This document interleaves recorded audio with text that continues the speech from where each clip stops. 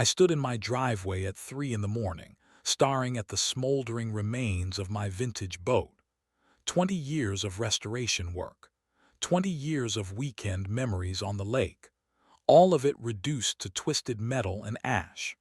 The fire department captain looked at me with sympathetic eyes and said the words that made my blood run cold. "Sir, this was not an accident. Someone used accelerant." I turned toward the house across the street where Margaret Chen, our HOA president, stood in her bathrobe watching from her window. Even in the darkness, I could see her satisfied smile. She thought she had won. She thought burning my boat would finally break me and force me to move away from her perfect little neighborhood. What Margaret did not know was that I had spent the last 3 months learning everything about HOA law, and I had just discovered a legal weapon that would freeze every single operation in our community. That night, as I watched my dreams burn, I realized something that would change everything. Sometimes the best revenge is not getting even. Sometimes the best revenge is using the system they love so much to destroy them completely. 6 months earlier, I thought I had found paradise. My name is David Martinez, and after 30 years of city living, I finally saved enough money to buy a house in Lakeside Meadows. The community sat on the shores of Crystal Lake, with private boat access and the most beautiful sunsets I had ever seen. The moment I drove through those gates, I knew I was home. My 1978 Chris Craft Lancer had been my pride and joy for 2 decades. I bought her as a rusted hull from a junkyard and spent every weekend bringing her back to life. New engine, restored mahogany deck, custom brass fittings. She was not just a boat. She was proof that patience and hard work could create something beautiful. The day I moved in, neighbors came by with welcome gifts and warm smiles. Everyone seemed genuinely happy to have me in the community. The HOA president, Margaret Chen, even stopped by personally with a bottle of wine and a thick folder of community documents. "Welcome to Lakeside Meadows, David," she said with a perfect smile. "I think you are going to love it here. We have very high standards in this community, and I can already tell you are the type of person who appreciates quality." Margaret was in her early 60s, with silver hair pulled back in a tight bun and clothes that looked like they came from an expensive catalog. She carried herself with the confidence of someone who had never been told no. As she walked around my property, I noticed how her eyes lingered on everything. The placement of my garbage cans, the height of my grass, the way I had parked my truck. "I see you have a boat," she said, her tone shifting slightly. "I assume you have read the community guidelines about watercraft storage and maintenance." I nodded and pulled out my copy of the HOA rules. Yes, boats are allowed in driveways as long as they are properly maintained and do not exceed certain size limits. My boat meets all requirements. Margaret's smile never wavered, but something cold flickered in her eyes. "Of course, I am sure you will be very careful to follow all of our community standards. We work so hard to maintain property values here." After she left, I felt a strange unease. There was something about the way she looked at my boat that made me uncomfortable, but I pushed the feeling aside. I was probably being paranoid. This was supposed to be my fresh start, my chance to finally enjoy the retirement I had worked so hard for. That first month was everything I had hoped for. I spent my mornings fishing from the community dock and my afternoons working on small projects around the house. My neighbors, Jim and Susan Torres, became good friends. They had lived in Lakeside Meadows for 8 years and loved the community. "You picked a great spot," Jim told me one evening as we sat on my deck watching the sunset. "Best fishing on the lake, and the HOA keeps everything looking perfect. Margaret runs a tight ship, but she means well." I wanted to believe him. I really did. But as the weeks passed, I began to notice small things.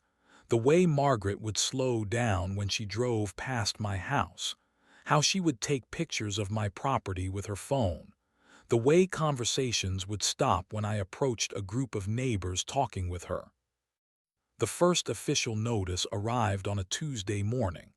It was typed on HOA letterhead and signed by Margaret in her perfect handwriting. The subject line read, "Violation Notice Watercraft Storage Noncompliance." I read it 3 times, certain there had been a mistake. According to the notice, my boat was improperly positioned and detracted from community aesthetics. It demanded that I move the boat to a less visible location within 7 days or face fines. I walked outside and looked at my boat. It was parked in the same spot it had been for 6 weeks, exactly where the previous owner had always parked his boat. It was clean, well-maintained, and positioned according to the diagrams in the HOA handbook. That evening, I called Margaret to discuss the notice. Her voice was sweet but firm. "David, I am sure you understand that we have to maintain certain standards.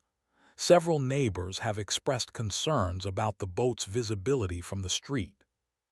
"Which neighbors?" I asked. "And what specific rule am I violating?" There was a pause. The HOA board has the authority to interpret rules based on community feedback. I am confident we can work something out if you are willing to be flexible. I hung up the phone with a sinking feeling in my stomach.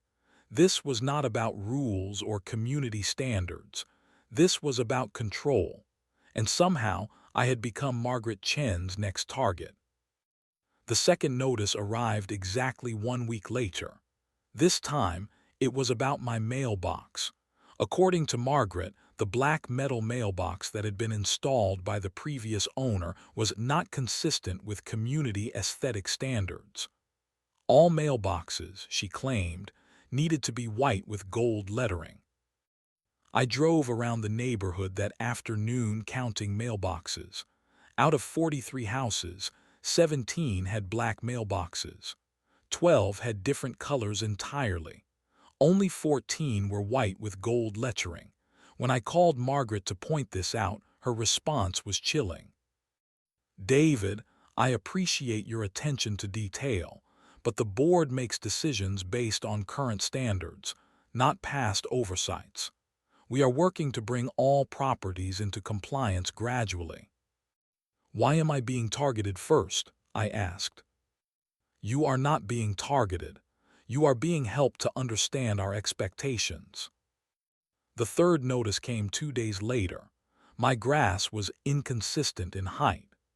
The fourth notice claimed my outdoor trash cans were visible from the street, despite being in the same location every other house used. The fifth notice said my truck was improperly parked in my own driveway. Each notice demanded compliance within 7 days and threatened escalating fines. I began documenting everything with photographs and notes. I researched every rule they cited and found that I was in complete compliance with the written guidelines. But Margaret had weaponized the board's authority to interpret rules based on community standards. The monthly HOA meeting was held in the community center, a small building near the lake. I arrived early and took a seat in the front row. Margaret sat at a table with 4 other board members, all of whom avoided eye contact with me. "Before we begin tonight's meeting," Margaret announced, "I want to address some concerns about property maintenance compliance. While most of our residents understand and appreciate our community standards, we have had some challenges with a few properties." She did not mention my name, but everyone knew who she was talking about. I felt my face burning with embarrassment as neighbors turned to look at me. I would like to remind everyone that HOA rules exist to protect all of our property values. When one homeowner refuses to maintain standards, it affects the entire community. I stood up, my hands shaking with anger. "Excuse me, Margaret. I would like to address the board about these alleged violations." Her smile was ice cold. "Certainly, David, but please remember that personal disputes are not appropriate for community meetings." I pulled out my folder of photographs and documentation. "I have been issued 7 violation notices in 3 weeks. I have photographic evidence that I am in compliance with every written rule in our HOA handbook. I also have photographs showing that at least 20 other houses have the same features you claim are violations on my property." The room fell silent. I could feel the tension building as neighbors shifted uncomfortably in their seats. Margaret's voice remained calm, but I could see the fury building in her eyes. "David, the board appreciates your passion for rule compliance. However, our decisions are based on comprehensive community assessments, not individual interpretations of written guidelines." "Then I request to see these assessments," I said. "I want to know exactly which neighbors complained about my property and what specific standards I am violating." "HOA business is confidential," Margaret replied, "but I can assure you that multiple residents have expressed concerns." I looked around the room at my neighbors. Jim Torres gave me a sympathetic look but said nothing. Susan Torres stared at her hands. Everyone else avoided my eyes completely. "I am not asking for names," I continued. "I am asking for specific rule violations with specific evidence. If my boat is improperly positioned, show me the measurement requirements. If my mailbox is wrong, show me the approved color specifications." Margaret stood up, her composure finally cracking. "David, I think it is clear that you are not interested in working with this board in good faith.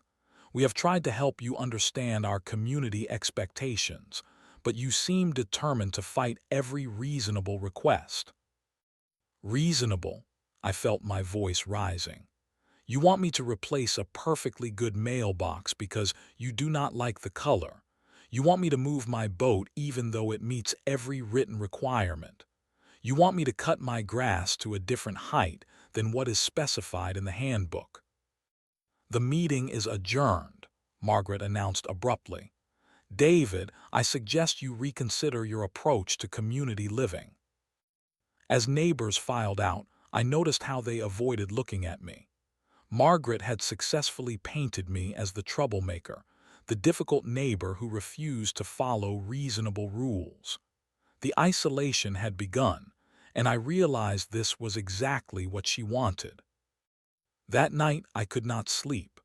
I stood on my deck looking out at the lake, wondering how paradise had turned into a nightmare so quickly. I had followed every rule, respected every guideline, and tried to be a good neighbor. But Margaret Chen had declared war on me, and I was starting to understand that she had no intention of stopping until I was gone. The next morning I found a new notice on my door. This one was different. It was not about violations or rules. It was an ultimatum. Final notice: watercraft removal required. You have 30 days to permanently remove your boat from the community or face legal action and daily fines of $100. I stared at the paper, my hands trembling with rage. Margaret had just crossed a line from harassment into extortion. She wanted my boat gone, and she was willing to destroy my life to make it happen. That was the moment I realized I was dealing with something much more dangerous than an overzealous HOA president. I was dealing with a predator who used rules and regulations as weapons to crush anyone who did not submit to her authority. The 30-day ultimatum consumed my every waking moment. I consulted with 3 different lawyers, each of whom confirmed what I already knew. My boat was legal. My property was compliant. But fighting an HOA lawsuit would cost more than my house was worth, and there was no guarantee of victory. The problem is not whether you are right, explained attorney Sarah Kim during our consultation. The problem is that HOA boards have broad authority to interpret their own rules. Even if you win, they can simply change the rules and start the process again. I spent sleepless nights researching HOA law, reading case studies, and trying to find any precedent that might help. Every legal forum I visited told the same story. HOA boards had nearly unlimited power, and homeowners had very few rights. Margaret began showing up at my house unannounced, claiming she needed to inspect my property for compliance issues. She would arrive with other board members, take photographs, and make notes on her clipboard. The psychological pressure was overwhelming. "David," she said during one of these visits, "I really wish you would reconsider this stubborn approach. We could resolve this entire situation if you would just be reasonable." Reasonable? I could barely contain my anger. You want me to get rid of a boat that I have every legal right to keep. You want me to spend thousands of dollars replacing things that are not broken. How is that reasonable? Margaret's smile was patronizing. Sometimes being part of a community means making sacrifices for the greater good. Your boat may be legal, but it is clearly causing tension in the neighborhood. The only tension is coming from you, I shot back. Her eyes went cold. "David, I have been trying to work with you, but if you insist on fighting this, I can promise you that things will get much more difficult." 2 weeks before the ultimatum deadline, I made one final attempt at compromise. I sent a letter to the entire board offering to move my boat to a less visible location on my property, install landscaping to screen it from the street, and limit my use to weekends only. Margaret's response came within hours. "Your compromise proposal is rejected. The board has determined that watercraft storage is incompatible with community standards regardless of location or usage limitations." I called an emergency meeting with Jim and Susan Torres. They had been my only allies in the neighborhood, and I needed their support. "David, we feel terrible about this whole situation," Susan said. "But Margaret has made it clear that anyone who supports you will become her next target." Jim nodded reluctantly. "She has already started questioning us about our property maintenance. Last week she issued us a notice about our garden gnomes being inappropriate decorative elements." I stared at them in disbelief. "So you are going to let her destroy me to protect yourselves?" "We are not letting her do anything," Jim replied. "We are just trying to survive in this neighborhood. Margaret has made it clear that she will make life miserable for anyone who crosses her." That night I made a decision that would change everything. I was not going to remove my boat. I was not going to let Margaret Chen terrorize me into submission. If she wanted a war, she would get one. I called attorney Kim and told her to prepare for litigation. I was going to fight the HOA in court, regardless of the cost. I was going to expose Margaret's abuse of power and protect my rights as a homeowner. "David, I have to advise you that this is a very risky decision," she warned. "HOA litigation can drag on for years and cost tens of thousands of dollars. Even if you win, the board can retaliate in ways that make your life unbearable." "They are already making my life unbearable," I replied. "At least this way I am fighting back." The community meeting that month was standing room only. Word had spread that I was planning to challenge the HOA in court, and neighbors came to witness the confrontation. Margaret sat at the board table with a smug expression, clearly confident in her victory. "Before we begin tonight's meeting," she announced, "I want to address the unfortunate situation with one of our residents who has chosen to pursue legal action rather than work with the board in good faith." She pulled out a thick folder of documents. David Martinez has been issued multiple violation notices over the past 2 months. Despite our patience and willingness to work with him, he has refused to comply with reasonable community standards. I stood up, my heart pounding. I request the opportunity to address the board and the community about these alleged violations. Margaret's smile was venomous. Certainly, David, but I should remind everyone that this matter is now in litigation, so my comments will be limited. I faced the room full of my neighbors, people I had hoped to build friendships with. Most of them stared at the floor, unwilling to meet my eyes.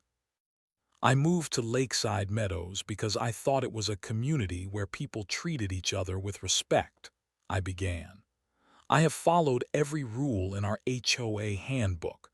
I have been a good neighbor, but I have been targeted for harassment because I would not submit to demands that go beyond our written agreements. The room was silent. I could feel the tension building as neighbors shifted uncomfortably.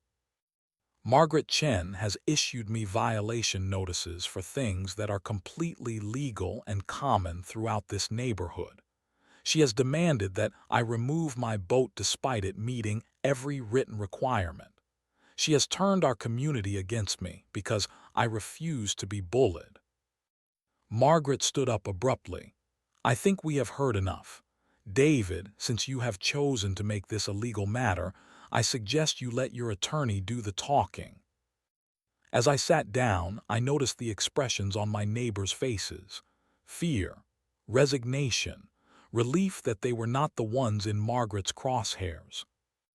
After the meeting, Margaret approached me in the parking lot. Her mask of civility had completely fallen away. David, you have no idea who you are dealing with, she said quietly. I have been running HOA boards for 15 years. I have dealt with troublemakers like you before. You think you can win this fight, but you are wrong. We will see about that, I replied. Her smile was chilling. Yes, we will, but I should warn you that there are many ways to handle noncompliance issues. Legal action is just one option.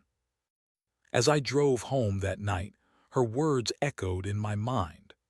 There was something in her tone that suggested she had other plans, plans that went beyond legal harassment. I had no idea how right I was. I woke up at 3:17 a.m. to the sound of sirens. At first, I thought it was just another emergency somewhere in the neighborhood. But as the sirens got closer, a terrible dread settled in my stomach. I stumbled to my bedroom window and looked out at my driveway. My boat was on fire. I ran outside in my pajamas, screaming for help as flames engulfed 20 years of my life. The fire was already too advanced to save anything. All I could do was watch as my beautiful Chris-Craft Lancer died in front of my eyes. The fire department arrived within minutes, but it was too late. By the time they had the flames under control, my boat was nothing but twisted metal and ash. The acrid smell of burning fiberglass and melted plastic filled the air, making me sick to my stomach. Fire Captain Rodriguez approached me as I stood in shocked silence. Sir, I am sorry about your boat. Do you have any idea how this fire might have started? I shook my head, unable to speak. Captain Rodriguez knelt down next to the wreckage and pointed to several spots where the fire had burned hottest. Sir, I need to ask you some questions. Have you had any mechanical problems with this boat recently? Any electrical issues? No, I whispered. I just had it serviced last month. Everything was perfect. Captain Rodriguez stood up and looked at me with serious eyes. Mr. Martinez, I have been fighting fires for 22 years. This burn pattern is not consistent with an accidental fire. Someone used an accelerant. The world seemed to tilt sideways. What are you saying? I am saying this was arson. Someone deliberately set your boat on fire. I looked around the neighborhood and saw lights on in several houses. Neighbors stood in their driveways and on their porches, watching the aftermath of the fire. Across the street, I could see Margaret Chen standing in her bathrobe by her front window. Even from 50 feet away, I could see her satisfied smile. "Who would do this?" Captain Rodriguez asked. "Have you had any disputes with neighbors, any threats?" I thought about Margaret's words from the parking lot.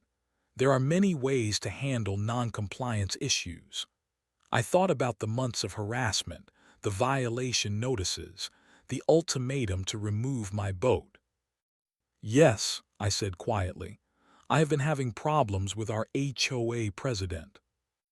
Captain Rodriguez took notes as I explained the situation. He seemed genuinely concerned about the escalation from legal harassment to criminal activity. "Mr. Martinez, I am going to have our fire investigator take a detailed look at this scene. We are also going to need to interview anyone who might have seen or heard anything unusual tonight." As the fire trucks finally left, I stood alone in my driveway staring at the charred remains of my dreams. My boat was not just a possession. It was my sanctuary, my escape, my proof that hard work and dedication could create something beautiful. Now it was nothing but twisted metal and ash. I walked across the street to Margaret's house and knocked on her door. She answered in her bathrobe, her face arranged in an expression of fake concern. "David, I am so sorry about your boat," she said. "What a terrible accident." "It was not an accident," I replied. "The fire department says it was arson." Margaret's eyes widened in mock surprise. "Arson? Who would do such a thing?" I stared at her, looking for any crack in her performance. "I do not know, Margaret, but I intend to find out." "Well, I certainly hope they catch whoever did this," she said. "In the meantime, I suppose this solves your compliance issue. You will not have to worry about boat storage anymore." The coldness in her voice was unmistakable. She was not even trying to hide her satisfaction. "Margaret, if I find out you had anything to do with this—" "David, I think you are overwrought by this tragedy. Perhaps you should be careful about making accusations you cannot prove." Over the next few days, the investigation continued. The fire department confirmed that gasoline had been used as an accelerant. Someone had soaked the boat's interior and engine compartment before igniting it. The fire was planned, deliberate, and designed to cause maximum damage. But there were no witnesses. No security cameras had captured the arsonist. No physical evidence pointed to any specific person. The fire investigator told me that without more evidence, the case would likely remain unsolved. My insurance company initially seemed cooperative. They sent an adjuster who confirmed the arson findings and began processing my claim. But then, suddenly, everything changed. "Mr. Martinez, we have some concerns about your claim," the insurance agent told me over the phone. "We have received information suggesting that you may have had financial motives for destroying your own boat." I could barely speak. "What information?" "We cannot disclose our sources, but we have been told that you were facing significant HOA legal fees and may have been looking for a way to avoid those costs." I knew immediately where this information had come from. Margaret had not only burned my boat, she had also planted seeds of doubt about my own involvement in the crime. "That is completely false," I said. "I loved that boat. I would never have destroyed it." "We will need to conduct a more thorough investigation before we can process your claim," the agent replied. "This could take several months." That night, I sat on my deck looking out at the lake where I used to take my boat every weekend. The dock where I used to tie up was empty. The water where I used to fish was still and silent. Margaret Chen had not just destroyed my boat. She had destroyed my peace of mind, my sense of security, and my faith in justice. She had shown me that some people were willing to commit crimes to get what they wanted, and that the system was powerless to stop them. But as I sat there in the darkness, something began to change inside me. The grief and shock were being replaced by something else, something colder and more focused. Margaret Chen thought she had won. She thought burning my boat would break me and force me to move away from her perfect little neighborhood. She thought she could commit a felony and get away with it because she had the power of the HOA board behind her. What she did not know was that I was not the same person who had moved to Lakeside Meadows 6 months ago. I was not the same person who had tried to work within the system and find reasonable compromises. I was someone who had been pushed too far, someone who had nothing left to lose, someone who was about to learn exactly how much power one determined person could have when they stopped playing by the rules. The fire that destroyed my boat had lit another fire, a fire that would consume Margaret Chen and everything she had built. She just did not know it yet. The morning after the fire, I began my investigation. If the police could not find evidence against Margaret, I would find it myself. I had spent 30 years as a research analyst for an insurance company. I knew how to dig through records, follow paper trails, and uncover information that people wanted to keep hidden. My first stop was the county courthouse. I pulled every public record I could find about Margaret Chen and the other HOA board members. Property records, business licenses, court filings, liens, and judgments. What I found was disturbing. Margaret had been involved in HOA disputes at 2 previous communities. In both cases, she had held leadership positions and had been involved in legal actions against homeowners. In one case, she had been sued for harassment and abuse of power. The case had been settled out of court with a non-disclosure agreement. I also discovered that Margaret's husband owned a property management company that handled HOA services for several communities, including Lakeside Meadows. The financial arrangement created a clear conflict of interest that had never been disclosed to residents. But the most interesting discovery was a pattern of insurance claims. Over the past 5 years, Margaret had filed claims for vandalism, theft, and property damage at an unusually high rate. Either she was the unluckiest person in the world, or she was very skilled at gaming the insurance system. My next step was to canvass the neighborhood for security cameras. Most of my neighbors were too intimidated by Margaret to help me directly, but I found 3 houses that had cameras pointing toward the street. 2 homeowners refused to share their footage, but Jim Torres finally agreed to let me review his system. "David, I want to help you, but I cannot get involved publicly," he said. "Margaret has already started hassling us about our property maintenance. If she knows I helped you, she will make our lives miserable." Jim's security system had recorded the entire night of the fire. At 2:43 a.m., the camera captured a figure in dark clothing walking down the street toward my house. The person was careful to stay in the shadows, but I could see enough to confirm it was a woman of Margaret's approximate height and build. At 2:47 a.m., the same figure walked back toward Margaret's house.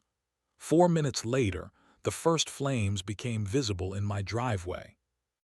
The footage was not clear enough to identify Margaret definitively, but it was enough to establish a timeline and confirm that someone had been near my boat just before the fire started.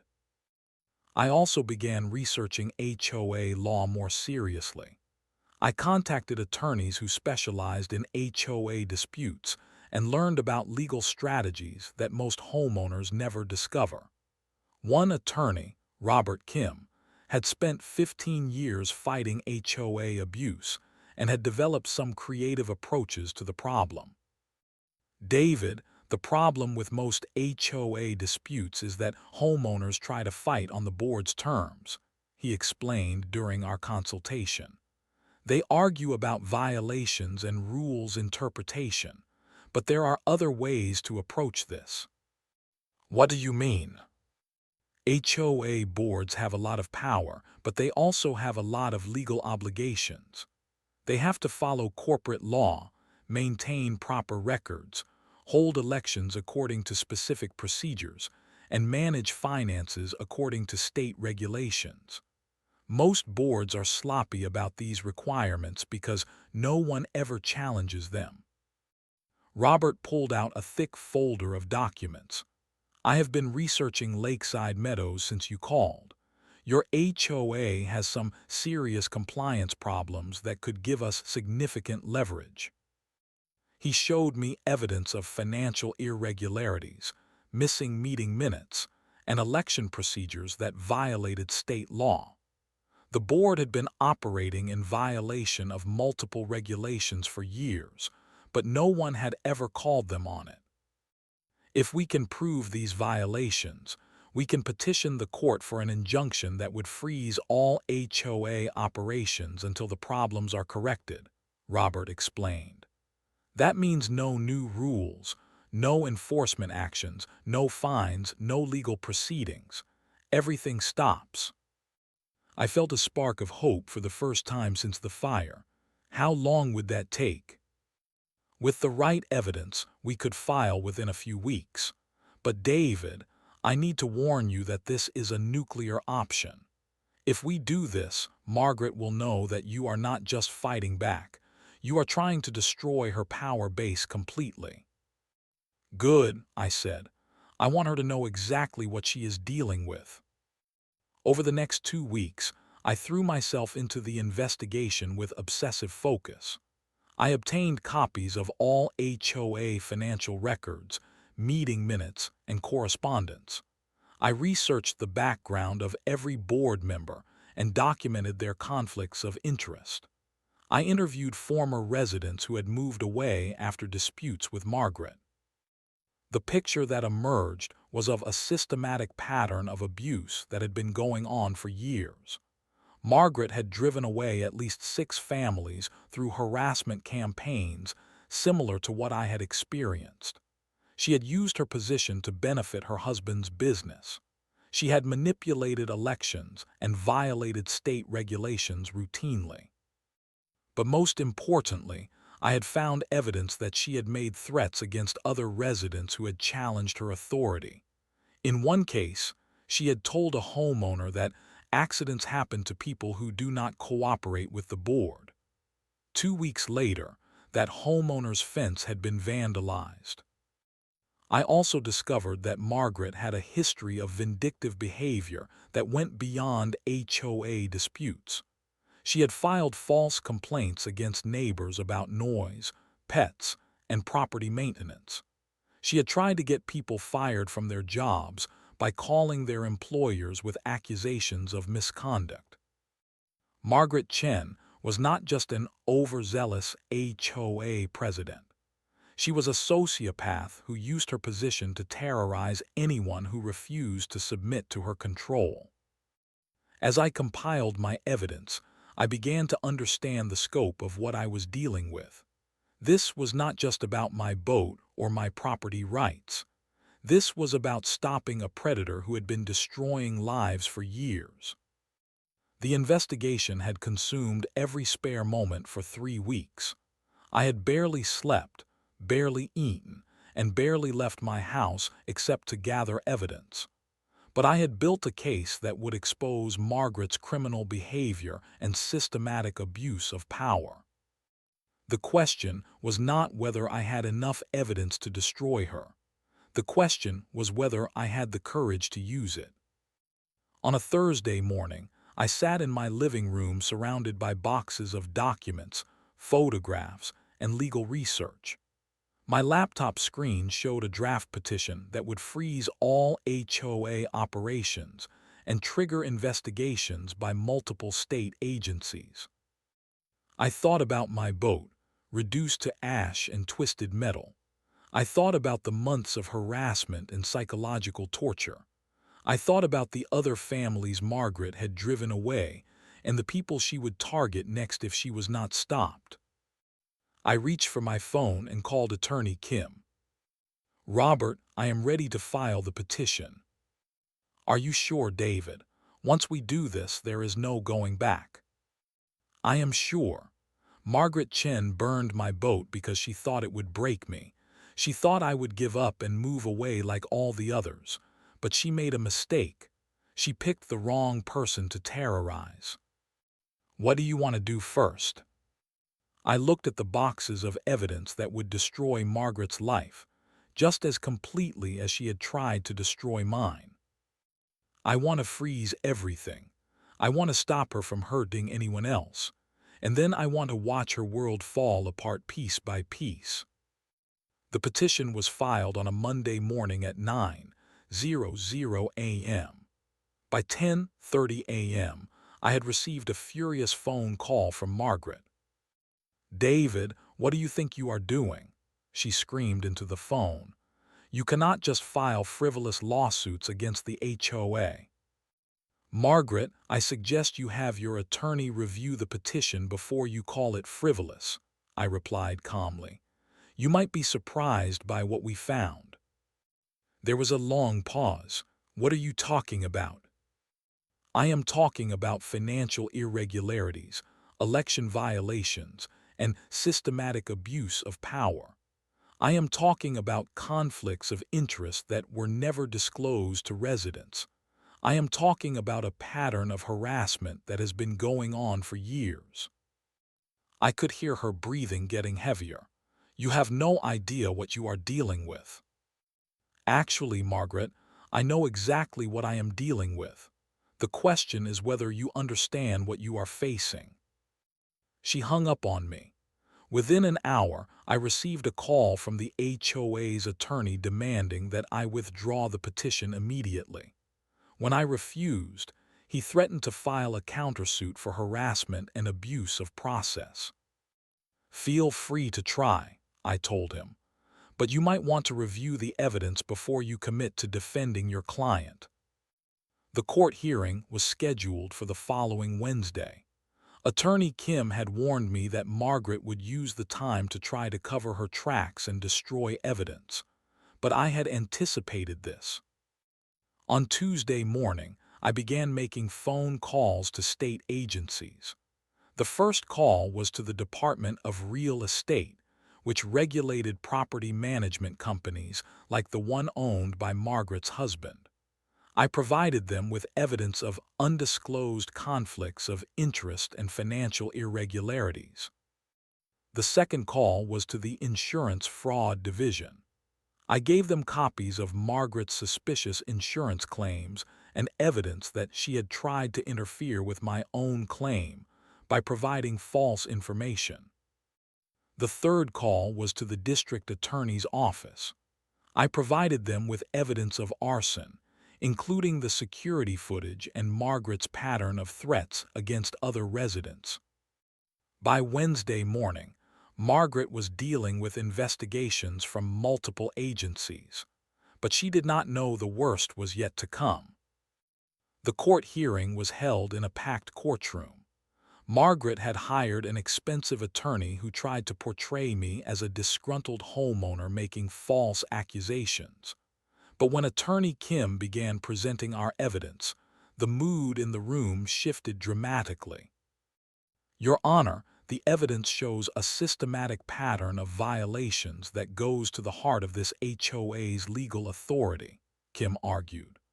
"The board has been operating in violation of state law for years. They have failed to maintain proper financial records, violated election procedures, and exceeded their authority in numerous ways." Margaret's attorney tried to object, but the judge had already seen enough. "I am granting the preliminary injunction," Judge Martinez announced. "All HOA operations are frozen pending a full investigation. The board is prohibited from taking any enforcement actions, issuing any fines, or conducting any business until these compliance issues are resolved.